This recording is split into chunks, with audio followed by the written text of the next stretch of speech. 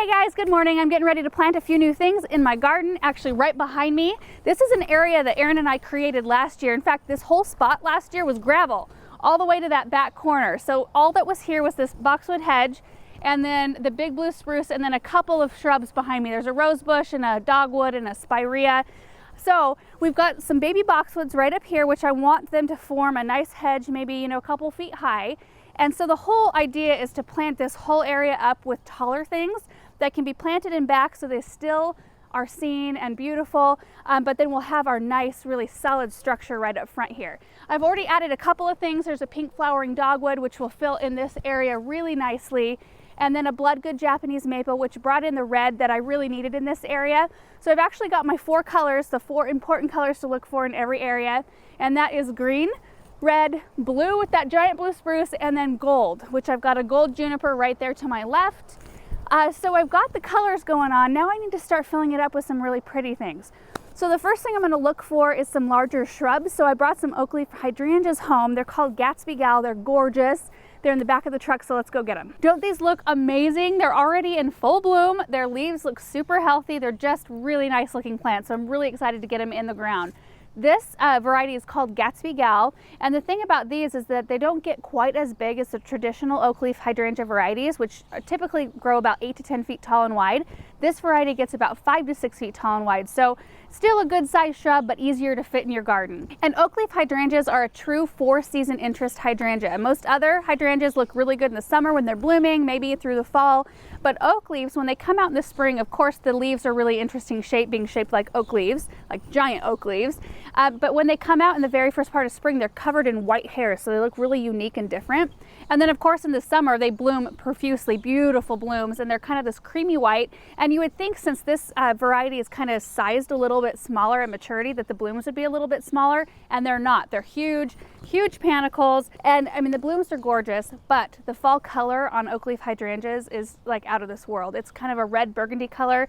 In fact, I took a picture of one last fall, and I'll try to find that picture because it's so stunning. They look just kind of like these, almost kind of leathery, and there's this bright red burgundy color.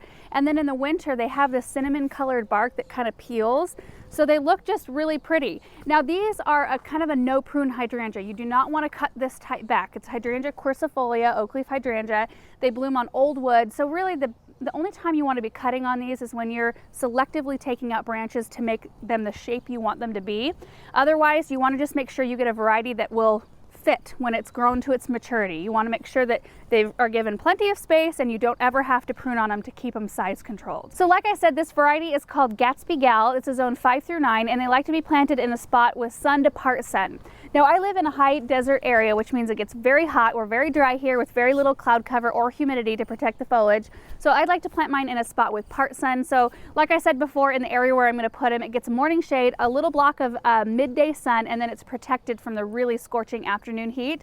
So I think they're going to really like it in that spot. And the only other thing I wanted to mention about Oakleaf hydrangeas in general is that they don't typically love the nursery environment. They don't like to be sitting there in plastic cans. I mean, what plant really loves that?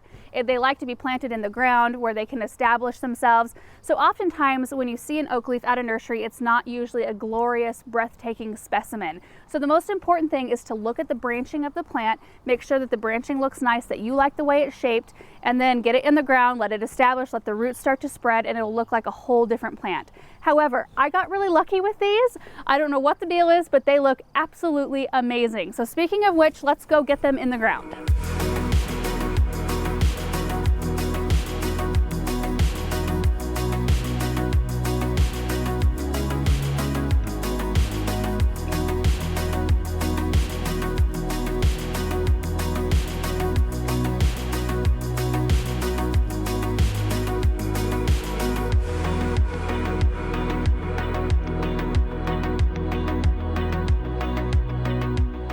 I got all 3 of them in the ground, and I absolutely love how they look. I cannot wait till they start growing and getting some size.